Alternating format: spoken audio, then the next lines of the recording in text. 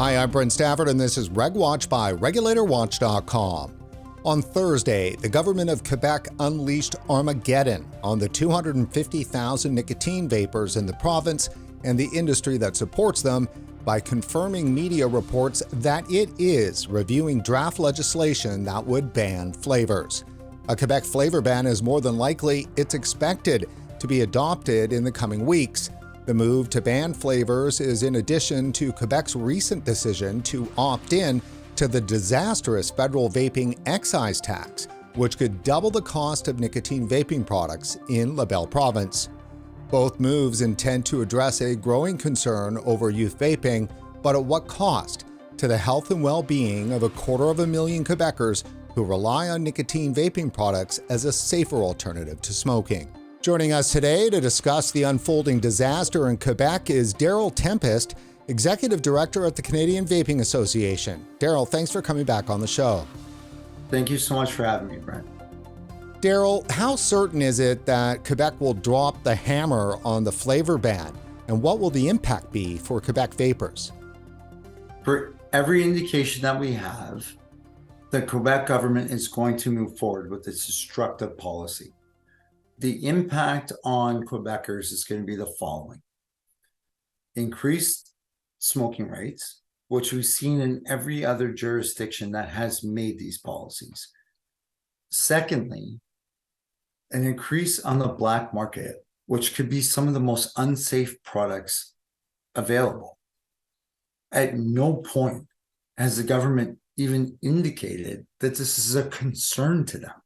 The Quebec government has not told their citizenship, we are disinterested in decreasing smoking rates or the safety of 250,000 Quebecers. They could not care less. And that seems insane to me as a public policy position. And it's not just the vapors in Quebec. There's also like 500 specialty vape shops? That's a large number, isn't it? It is a large number, but I think there should be more vape shops, not less. The problem here is public policy. They stopped talking about smoking. They picked a war on nicotine, and nicotine on its own, as you know, is benign, like caffeine. This is cheap political points at the cost of millions of Canadian lives. Does the Quebec government have to pass a law first, something new to implement the ban? No. They can literally just sign an order in council and it's done. No consultations. Darryl, back in December, the Quebec government announced that they were going to opt in to the federal excise vaping tax, which has been quite a disaster for the industry and vapers across the country. So if Quebec then, doubles up on top of that, I mean, what's the impact going to be there? Increased smoking and black market. And that's it. And there's plenty of research that we've reported on here at RegWatch from all across the U.S. that is demonstrating that wherever taxes on vaping products are increasing, what's happening is that smoking is increasing in teens, and some very surprising results in areas where flavor bans have been implemented. And what's happened is there's been an increase in teen smoking, which is very worrying. It happens every time. It's predictable now. And if you look at the fact that the Canadian government has a representative like Mike Pascoe, who's an economist, whose research papers have made it quite clear that these policies increase smoking. How is this not getting out more?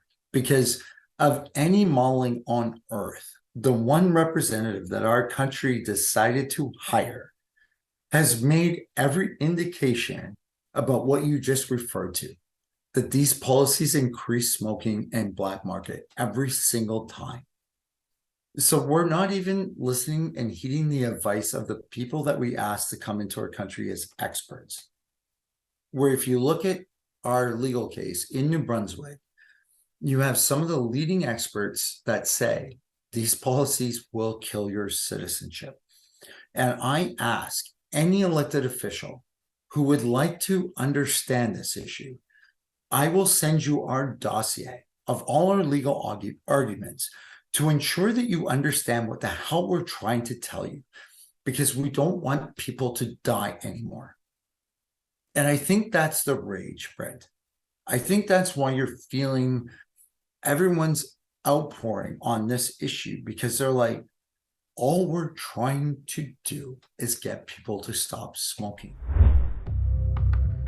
Back in 2020, there was the report from the National Director of Public Health in Quebec that listed 7 key recommendations in that report, which went straight at vaping.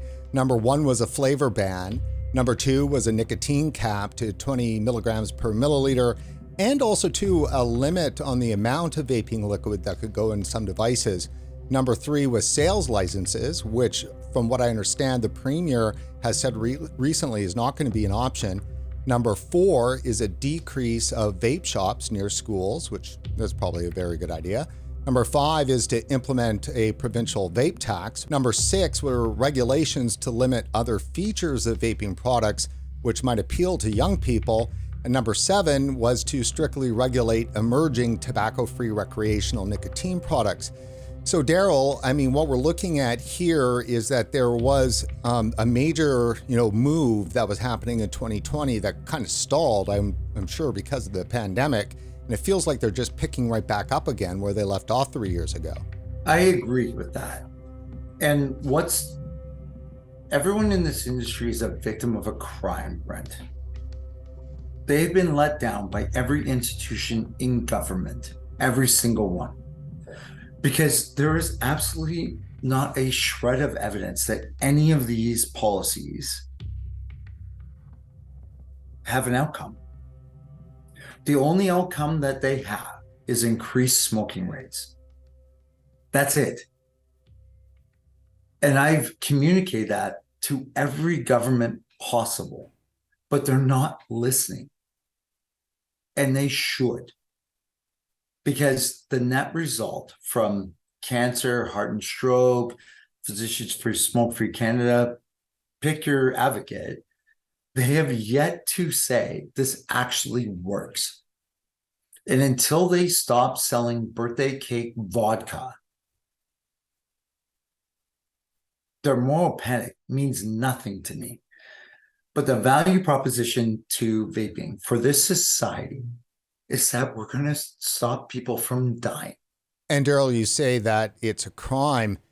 In a way, I almost agree with you, because, these people who are relying on nicotine vaping products as a tool to quit smoking and to stay quit, they really do believe they're saving their lives. And I think there's enough evidence out there that shows that it's much healthier than smoking. You could live the rest of your life probably vaping, and you would be not the worse for it. I think that's the point. If we tie in legal, and the reason I talk about legal as much as I do is because you can't lie in court. Our job here is to put the evidence out and let them counter. Because as you know, Brent, I've been in a few legal arguments with the government over the years, but I have not seen a shred of evidence that displaces the efficacy of this product. Every jurisdiction that's gone with excessive taxation and flavor bans has led to increased smoking. Every single one. And I'm really interested in anyone that can debate that fact. And that's why court is so important, because you can't lie in court. This is not about public opinion. This is about the facts, Brent. So, Darryl, I'd like to show you a clip here from Global News. You were actually in this piece. This is from yesterday. I'd like to watch the whole piece. It's just a couple of minutes because a lot is said and not said in this piece, and I'd like to get your reaction to it. In downtown Montreal, you can't walk around for long without seeing someone vaping, and it feels like you can barely throw a stone without hitting a vape shop. I would say a lot more people vape than parents think. But a big portion of Quebec's vape business may soon go up in smoke. The health ministry tells Global News the effects of vaping, especially on young people, are of great concern, and that in addition to implementing a new tax on vaping, the government wants to bring in stricter rules following new recommendations from public health. The vape industry is bracing for the government to ban all flavors. Yeah, it would appear from every indication that they plan to do that, yes. Electronic cigarettes are available in many fruity varieties at 18-plus vape shops and convenience stores. If flavors are banned, people would only be allowed to buy tobacco-flavored vapes. We're seeing more and more teens using nicotine vapes, but also cannabis-containing vapes, so that's definitely a recent trend. This doctor thinks banning flavors is a good idea because it could help protect young people. What I mostly see would be young people telling me that since they've started vaping, they have shorter breath, they cough more. I don't think I've ever seen anyone rip a tobacco-flavored vape, so that would definitely be a deterrent. Though vaping is addictive and can have negative health effects, it is less harmful than cigarettes. The vaping industry says banning flavors could be devastating to adults using them as a tool to quit smoking. There needs to be a fulsome review of the scientific evidence of how this impacts adults, because no one has talked about adults. So far in parts of the world where flavors have been banned, we haven't really seen negative repercussions on smokers. We've mostly seen that the appeal is a little bit lesser in young people. Those many vape shops would also be hit hard. They're out of business. If you're going to use it to get off cigarettes, it should be like only tobacco flavored. All these flavors are getting all these kids hooked on it. The industry says if the government does go ahead with such a rule, they'll challenge it in court. Dan Spector, Global News, Montreal. So, Darryl, what are your thoughts on that piece? I think one of the most important things for everyone to understand is what makes up a tobacco flavor. Chocolate, strawberry, and vanilla. It shows how much they do not understand this category at all. So as you know, Darryl, RegWatch has been covering the vaping file in Canada since 2015. And ever since then, Quebec has been the most draconian when it comes to vaping. They've infringed free speech. They've demonized vapers. They've placed restrictions on vape retailers that are unheard of in the rest of the country. In your opinion, are vapers in Quebec being victimized? 100%. But not just vapers in Quebec, it's vapers across the globe. Enough. The facts speak for themselves. And you know, Brent, that we have this legal case in New Brunswick. And I can honestly say, to date, the province has not given us a scrap of evidence or an expert to debate anything that we're telling them, which is this is far less harmful than smoking. And it's insane to not understand that point or to explore it. When I say that the people in our industry and our consumers are a victim of a crime, is that no one cared that their health was being improved. No one asked about it. Darryl, let's talk a bit about the people involved in Quebec's war on vaping. The ruling political party, the CAQ, is known to be a center-right party. And the premier is Francois Legault, and the health minister is Christian Dubé. They are making the decisions today when it comes to this war on vaping. But the Quebec Liberal Party is also involved. They are the current official opposition. And back in 2015 and 2016, they were the governing party of Quebec when the first draconian regulations were unleashed. And so the Quebec Liberals really started this whole thing. And then now just recently, in the last couple of weeks, a current Quebec Liberal Party MNA called Enrico Ciccone had what could only be described as a fit in the National Assembly. He's a former NHL hockey player, sports broadcaster, and he's the official opposition critic for anti-bullying. Darryl, what happened in the National Assembly with Mr. Ciccone? The only way I can describe it is that this person who started their statement with "I'm not an expert" set public policy for the sitting government as it relates to harm reduction for their citizens. And he did it by ripping off his shirt and trying to be a rock star. Sorry, he ripped off his shirt in the National Assembly. That is what is being reported. But the more important part is this. Should we not be listening to actual experts about health rather than some guy who played hockey and beat people up? That is not how we set policy in this country, and it never should be. No offense to the member, but read, understand this issue, and refer it to a group that can deal with this. That's the whole point, Brent. We've talked about the TVPA review together, right? The importance of having subject matter experts who understand this issue. Because no one cares about Ciccone or Darryl Tempest or anyone else. We need to get doctors in the room. And that doctor that you played in your interview, thank you very much for showing that, because he clearly does not understand this issue at all. And all they're looking for is a placeholder for their agenda. But their agenda ultimately is to keep people on combustible tobacco. And that's what you asked me about taxation, because I don't know what other conclusion to make at this point. So, as you know, we continue along the path of suing these guys. And to date, I have never received anything to debate the fact from any government that flavor bans and taxation for vaping products do not lead to increased smoking. It always does. It is now predictable.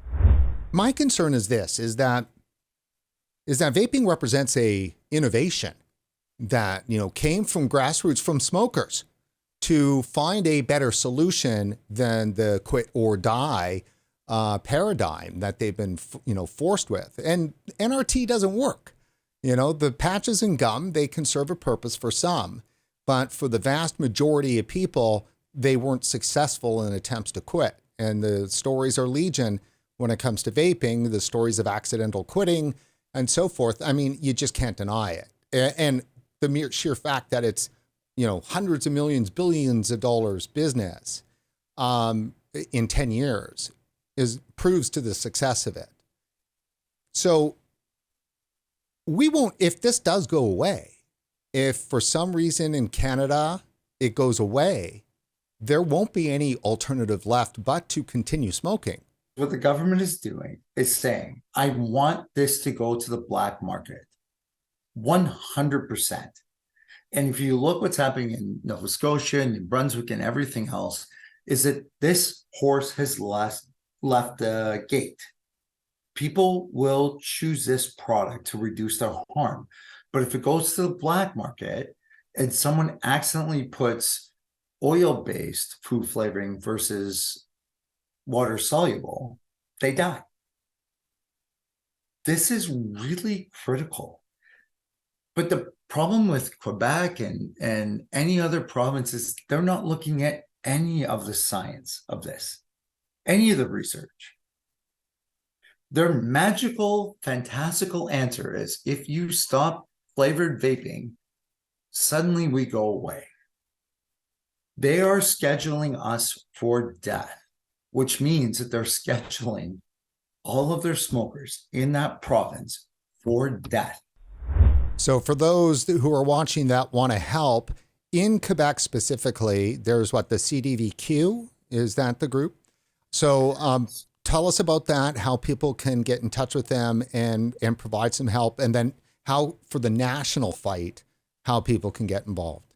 From the Quebec fight, CDVQ is incredibly important because it's your voice. The consumers are really critical in this because they're the citizenship. People kind of dismiss the business as being like, you have a self-interest. But what they haven't listened to is the thousands of consumers. So when we went through this with Health Canada 2 years ago, about 120,000 emails were sent to Health Canada. I think that you're going to see about the same amount in Quebec of just telling them, my gosh, why would you take this away from me? Do you want me to smoke again? And I think the only way to do that and force that issue, if they are going to support the trade organizations, is to make sure we can get into court. Because that's the fail-safe. That is the last option. No one wants to do that. But we don't see a policy option in front of us because there's no way this government has indicated that they're willing to listen. We're stuck. We have to fight to make sure that the people in Quebec have equal access to safe products. What's going to happen in Quebec is they're going to create a valley on their own because they don't even understand the product. Forget trying to make sure it's safe for their citizenship. So, Darryl, the province of Quebec, I'm not certain how long it's been. It's certainly 40 years, maybe longer, has been their provincial motto, has been in English. I'll do that right after we have Google do the French. Je me souviens. One more time. Je me souviens. Which means I remember.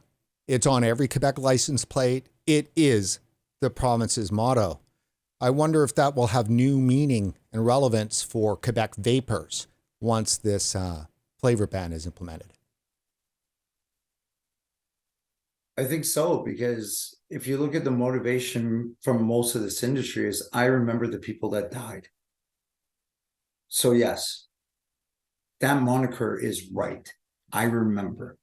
But what they need to remember is the amount of people that have died under a state-sponsored policy to sell combustible tobacco. And if they had a real plan to attack cigarettes, what they would do is outlaw them. And the rest of this is collateral damage. For what? Taxation? To not have people mad at you? It's killing people, Brent. So yes, I remember that your government action has killed people.